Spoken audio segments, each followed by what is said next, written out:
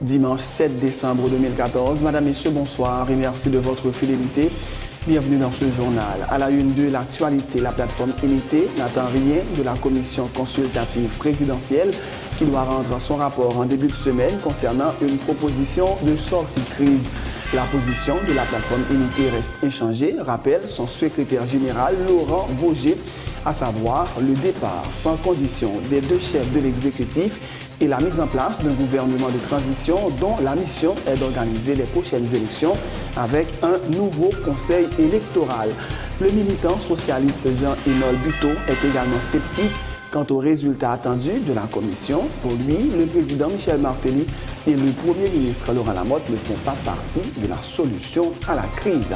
De son côté, Patrick Crispin du Bureau de communication de la primature appelle au respect de la Constitution, soulignant que seul le Parlement peut décider de l'avenir d'un Premier ministre. Les sénateurs réunis en retraite pendant 3 jours sur la côte des Arcadins autour de la crise politique proposent que soient convoquées dans le plus bref délai des assises autour des questions portant sur la gouvernance démocratique, les élections souveraines et crédibles, les revendications populaires fondamentales et la dysfonctionnalité de certaines institutions républicaines. Des assises qui devraient prendre fin avant les fêtes de Noël, selon cet appel à concertation paraphé par 8 sénateurs sur les 20 ayant participé à la retraite. Le gouvernement du Japon a fait un nouveau don de près de 4 millions de dollars américains à Haïti dans le cadre d'un projet d'appui à la sécurité alimentaire dans le pays. L'accord a été signé vendredi entre le ministre des Affaires étrangères Julie Brutus et le chargé d'affaires AI du Japon en Haïti, l'ambassadeur Katsuyoshi Tamura, en présence du ministre de l'Agriculture Thomas Jacques. À l'étranger, identification des restes d'Alexander Moura, l'un des 43 étudiants portés disparus depuis le 26 septembre dans la ville d'Iguala au Mexique. Les manifestations se poursuivent au Mexique pour réclamer la démission du président Peña Nieto. Le FC Barcelone s'est imposé ce dimanche face à l'Espagnol 5-1 avec un triplé de Lionel Messi au classement. Les Blaugrana sont deuxièmes, devancés de 2 points par le Real Madrid NBA. Les Golden State Warriors ont battu les Bulls 112-102 samedi soir. San Antonio Spurs a pris le meilleur sur Minnesota 123-101. Madame, Monsieur, restez branchés pour le développement de ces titres et de bien d'autres.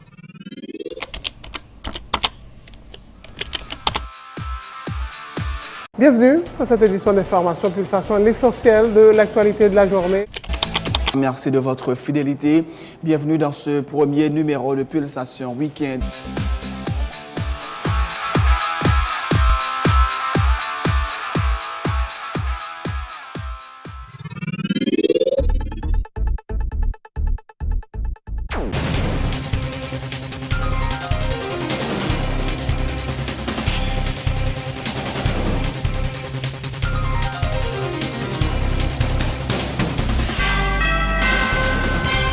De recherche, bienvenue dans le développement du journal. Le secrétaire général de la plateforme Unité se montre sceptique quant aux résultats attendus de la commission consultative présidentielle qui s'apprête à soumettre en début de semaine son rapport au chef de l'État dans le cadre d'une proposition de sortie de crise. Dr Laurent Bourget affirme de rien attendre de la commission et soutient que sa mise en place traduit l'impuissance du pouvoir à prendre une décision.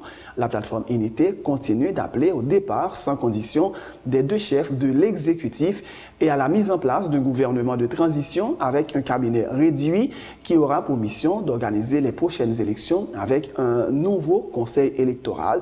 Dr Laurent Bourget répond à Marie-Lucie Bonhomme à Sans détour. Par rapport à la commission, nous allons attendre parce que ça rentre dans un fil conducteur que depuis plus de 3 ans qui caractéristique pouvoir chercher des amortisseurs, et chercher des boucs émissaires, faire le faux fuyant, gens au deal dans notre cas, et pour arriver, pour gagner du temps.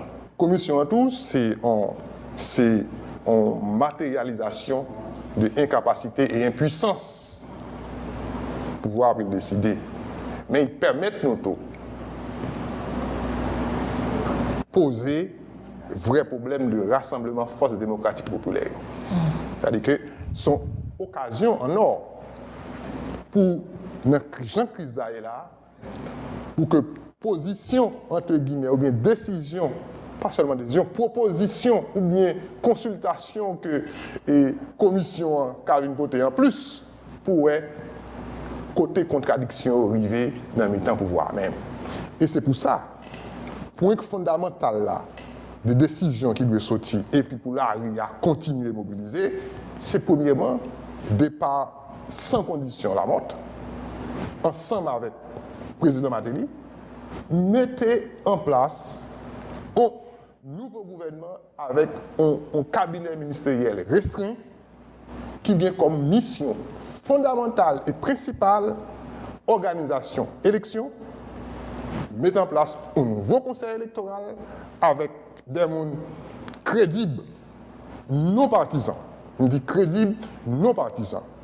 Et moun ou bien groupe que nous choisissons pour être Premier ministre, il doit non partisan, mais politiquement correct, avec comme seul garde-fou que l'équipe capable de transition ne participera pas aux élections.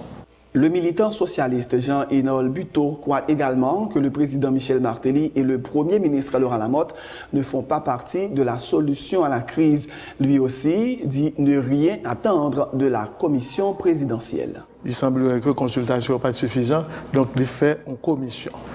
Et en dehors de respect que je dois gagner pour ma majorité, je dis bien majorité de membres de la commission, et pas réellement quoi que c'est une commission. Et dans quelle que soit situation, dans quel que soit contexte, la question de gouvernement parallèle, ce n'est pas jamais on bagaille, c'est l'expression maximum de l'irresponsabilité. Côté que on prend au pouvoir, quelles que soient les conditions dans lesquelles on prend le pouvoir, nous devons moi-même contester, mais une chose est certaine, la réalité du pouvoir est ce qu'elle est, grand pouvoir. Et puis, dans un moment, à partir d'un ensemble de comportements ou bien un ensemble de décisions. On dit toujours en politique qu'il y a des erreurs de ligne. C'est ligne qu'on a choisi avec forfait erreur. Ce n'est pas erreur qu'on fait. C'est ligne. Il arrive que le fin fait, c'est des choix que il était assorti de certains bénéfices, évidemment, avec de certains casse-tout. Et puis, là qu'on est, on va pas affronter casse-tout et pour régler un bagage. Ça, c'est l'expression maximale d'irresponsabilité. Donc, je ne crois pas que c'est. Donc, on va avoir une attente particulière de commission du tout, malgré tout respect que je gagne pour certains dans le monde qui est composé. Et voilà. De notre côté, c'est quoi cette histoire? Il y a une crise politique, il y a des acteurs politiques, il y a des intérêts politiques, et puis il entre guillemets des personnalités qui, on dit, totalement sous TV, si nous disons langage religieux, totalement extemporé, et puis moi, Léo me dit comme ça, viens pour ton solution, moi, dans la crise qu'il a aujourd'hui. De son côté, Patrick Crispin du Bureau de communication de la primature appelle ceux qui exigent le départ des deux chefs de l'exécutif à respecter la Constitution. C'est le Parlement qui peut décider de l'avenir d'un Premier ministre, a-t-il dit. Concernant le président Martelly, il rappelle qu'il a été élu pour un mandat de 5 ans. Premier ministre, là, en tant que Premier ministre chef de gouvernement, est tout aussi bien concerné dans la solution à la crise qui gagne et que, vu disponibilité constitutionnelle, il est très concerné. C'est ça qui fait que, en tant que chef de gouvernement, il croit dans un véritable dialogue interinstitutionnel, côté que pour poser problème comme il se doit, autant faire que se peut, dégager des solutions convenables. Est-ce que la accroché tout avec le président? Accroché à la présidente. Non, s'il accroché tellement à pouvoir. Moi, t'expliquer dans la théorie de fusibilisation, le fusible électif qui est le président de la République, le fusible nominatif qui est le Premier ministre, les deux se complémentarisent.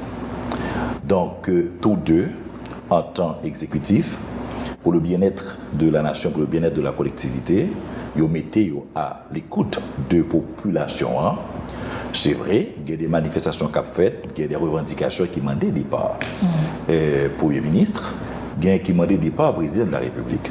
dans ce Parlement qui t'a un pouvoir, ça, si oui ou non, l'a pas censuré pour chef de gouvernement ou l'a peut accorder un vote de confiance ensemble avec lui. Et le président de la République, la Constitution tracée, comment on est capable, si un président a violé la Constitution, qui ça qu'il doit faire? Donc, je pense pour bien démocratie, et pour bien démocratie, depuis la Constitution faite de façon 1987, non seulement il y a un président René Garcia Préval qui borde deux mandats, et que nous avons souhaité tout ça qui est passé avant le président Aristide, nous avons souhaité qu'elle définisse le mandat. Mais pour qui ça que je vous dis, nous n'avons pas souhaité que le président Michel Joseph Martelly finisse le mandat. Les sénateurs réunis en retraite pendant 3 jours sur la côte des Arcadins autour de la crise politique proposent que soient convoquées dans le plus bref délai des assises autour des questions portant sur la gouvernance démocratique, les élections souveraines et crédibles, les revendications populaires fondamentales et la dysfonctionnalité de certaines institutions républicaines. Des assises qui devraient prendre fin avant les fêtes de Noël, selon cet appel à concertation paraphé par 8 sénateurs sur les 20 ayant participé à la retraite. Les signataires disent noter que les extrémistes continuent à s'affronter sans aucune inclination à se retrouver sur le terrain du dialogue et du compromis. Ils disent vouloir prévenir les catastrophes qui s'annoncent et dont les citoyens haïtiens seront les plus grands perdants. Autre point de l'actualité, pas d'apaisement dans la crise qui secoue la faculté de médecine de l'Université d'État d'Haïti depuis plusieurs semaines. Un groupe d'étudiants et de postulants à la résidence hospitalière continue de dénoncer l'ingérence du MSPP et du MUNFP dans les affaires académiques de la faculté de médecine en voulant modifier les résultats des examens de résidence au profit de certains médecins diplômés des universités privées. Ces manœuvres ont eu pour effet immédiat l'exclusion de plus d'une dizaine de médecins diplômés à la FMP de l'UEH et qui s'apprêtaient à entrer en résidence dans des hôpitaux publics. Les étudiants protestataires appellent le rectorat et le conseil de l'université à fixer leur position autour de la question. Crise qu'a développée dans l'UEH là sous question résidence hospitalière qui c'est 3e cycle études de la médecine. Nous tous connaissons résidence hospitalière en Haïti, c'est sous contrôle académique UH là. Tant que ça fait dans tout l'autre pays dans le monde là. C'est comme ça, UH par intermédiaire FMP était organisé examen résidence Jean-Lie Habitié fait là pour permettre tout médecin diplômé lio rentrer dans HEH avec tout l'autre l'hôpital université dans le pays pour faire spécialisation. Jean ça revient l'idée droit. Malheureusement MSPP avec tout ministère de l'Éducation nationale dans souci pour satisfaire un petit groupe moun décidé changer résultat examen que FMPT organisé et comme ça 17 médecins qui étaient postulés dans l'examen ça dehors. Nous comprenons dans action MSPP avec tout ministère de l'Éducation nationale, une ingérence, une atteinte à l'autonomie universitaire. Nous demandons pour le recteur de l'université de l'État, pour une position publique, pour lui dire si c'est lui-même qui vend l'autonomie de l'université d'État. Les gens veulent vendre ou bien liquider ça ou les services université de l'État au profit du secteur privé. Il faut que nous connaissions tout, étudiants en dedans l'université privée, payés déjà pour faire tout ce qu'il y a dans l'université privée, tant que Notre-Dame qui se crée, l'autre. Ils payent déjà. Donc, ils n'ont pas qu'à vouloir un service étudiant payé pour ces étudiants, pour ces universités de l'État qui baillent service, ils payent dans le privé. Donc, nous estimons que ça, c'est malhonnêteté. Pour débattre comme ça passer, rectorat université n'a pas pris position, et conseil de l'université n'a pas pris position, étant donné que c'est nous-mêmes étudiants toujours poser problème, les opposer réellement dans l'université, nous-mêmes nous prenons devant. Nous prenons devant et nous baillons. Nous baillons non seulement nous forcer rectorat université à prendre position, conseil de l'université prend position, et si on parle de tout, nous-mêmes, nous avons tenté de résoudre le problème. Non? Le gouvernement du Japon a fait un nouveau don de près de 4 millions de dollars américains à Haïti dans le cadre d'un projet d'appui à la sécurité alimentaire dans le pays. L'accord a été signé vendredi entre le ministre des Affaires étrangères du Librutus et le chargé d'affaires AI du Japon en Haïti, l'ambassadeur Katsuyoshi Tamura, en présence du ministre de l'Agriculture Thomas Jacques. Le chancelier du Libutus a indiqué que les fonds serviront à l'achat de produits alimentaires et de services nécessaires à la mise en œuvre du projet d'aide alimentaire qu'exécute le Japon dans le pays. De son côté, le ministre de l'Agriculture, Thomas Jacques, a salué la coopération haïtiano-japonaise, soulignant que l'aide permettra de diminuer les effets néfastes de la sécheresse sur l'agriculture. Leur déclaration tour à tour. À travers ce programme, le Japon contribue annuellement au relèvement de la sécurité alimentaire en Haïti à l'octroi d'une enveloppe financière destinée à l'achat de produits alimentaires qui sont monétisés par le Bureau de monétisation du programme d'aide au développement des MBAD.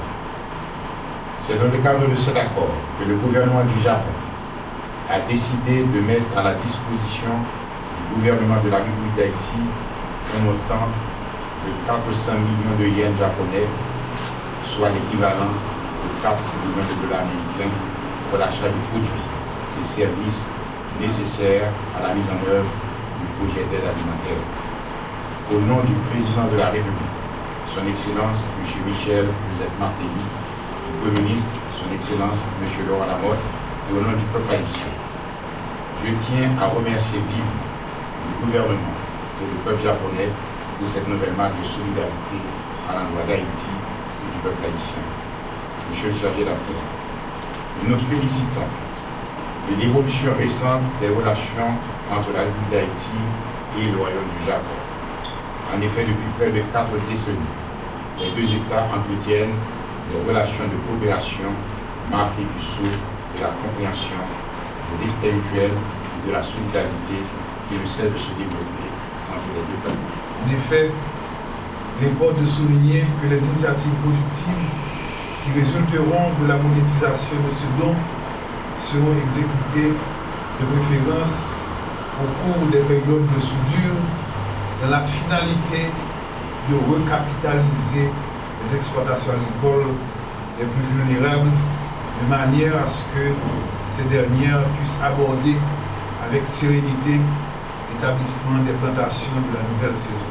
Les ressources provenant du programme KR 2014 seront judicieusement utilisées de manière à diminuer les effets néfastes de la sécheresse sur les agriculteurs et inverser la tendance prédite. De son côté, le chargé d'affaires AI du Japon, l'ambassadeur Katsuyoshi Tamura, a réaffirmé la volonté de son pays de continuer à aider Haïti. Il a précisé que l'argent que son gouvernement a mis à la disposition des autorités haïtiennes sera notamment utilisé pour l'achat de riz qui sera vendu à des prix préférentiels sur le marché local. Dans le cadre de ce projet, le gouvernement du Japon mettra à la disposition du gouvernement haïtien, à titre de don, un montant total de 410 millions de yens japonais, soit environ 3,9 millions de dollars américains, qui servira à l'achat du riz. Le riz acheté à travers ce projet sera vendu à prix préférentiel par le Bureau de monétisation des programmes d'aide au développement, afin de contribuer à la sécurité alimentaire du peuple haïtien. Le Japon décide de continuer à supporter le gouvernement haïtien dans les domaines de la sécurité alimentaire et de l'agriculture, en vue d'améliorer les conditions d'existence difficiles des couches les plus vulnérables de la population haïtienne. Par ailleurs, ce qui est caractéristique à l'égard de ce projet et qui mérite d'être souligné est le système de la mise en place du fonds de contrepartie. Par la suite, le gouvernement haïtien utilise ce type de fonds pour le financement de projets socio-économiques tels que le projet de construction de lycée Charlemagne Pérable de Belader, le projet d'acquisition de motocyclettes pour la police nationale d'Haïti et le projet d'appui à la promotion des petites et moyennes entreprises récemment approuvée par le gouvernement du Japon suite aux requêtes d'utilisation soumises par le gouvernement haïtien.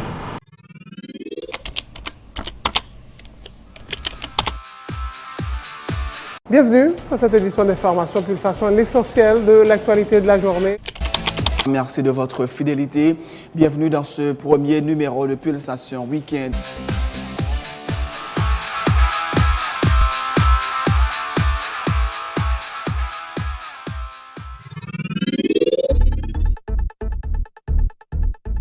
C'est la fin de ce journal, Madame, Messieurs, mais juste avant de vous quitter, voici le rappel des titres. La plateforme Unité n'attend rien de la commission consultative présidentielle qui doit rendre son rapport en début de semaine concernant une proposition de sortie de crise. La position de la plateforme Unité reste inchangée, rappelle son secrétaire général Laurent Bouger, à savoir le départ sans condition des deux chefs de l'exécutif et la mise en place d'un gouvernement de transition dont la mission est d'organiser les prochaines élections avec un nouveau conseil électoral. Le militant socialiste Jean-Pénol Buteau est également sceptique quant aux résultats attendus de la commission. Pour lui, le président Michel Martelly et le premier ministre Laurent Lamotte ne font pas partie de la solution à la crise. De son côté, Patrick Crispin, du bureau de communication de la primature, appelle au respect de la Constitution, soulignant que seul le Parlement peut décider de l'avenir d'un premier ministre. Les sénateurs réunis en retraite pendant 3 jours sur la côte des Arcadins autour de la crise politique proposent que soient convoquées dans le plus bref délai les assises autour des questions portant sur la gouvernance démocratique, les élections souveraines et crédibles, les revendications populaires fondamentales et la dysfonctionnalité de certaines institutions républicaines. Des assises qui devraient prendre fin avant les fêtes de Noël, selon cet appel à concertation paraphé par 8 sénateurs sur les 20 ayant participé à la retraite. Le gouvernement du Japon a fait un nouveau don de près de 4 millions de dollars américains à Haïti dans le cadre d'un projet d'appui à la sécurité alimentaire dans le pays. L'accord a été signé vendredi entre le ministre des Affaires étrangères Julie Brutus et le chargé d'affaires AI du Japon en Haïti, l'ambassadeur Katsuyoshi Tamura, en présence du ministre de l'Agriculture Thomas Jacques. À l'étranger, identification des restes d'Alexander Moura, l'un des 43 étudiants portés disparus depuis le 26 septembre dans la ville d'Iguala au Mexique. Les manifestations se poursuivent au Mexique pour réclamer la démission du président Peña Nieto. En sport, le FC Barcelone s'est imposé ce dimanche face à l'Espagnol 5-1 avec un triplé de Lionel Messi. Au classement, les Blaugrana sont deuxièmes, devancés de 2 points par le Real Madrid. NBA, les Golden State Warriors ont battu les Bulls 112-102 samedi soir. San Antonio Spurs a pris le meilleur sur Minnesota 123-101. C'est la fin de ce journal. Merci de l'avoir suivi. Bonne suite de programme sur Télé Pluriel.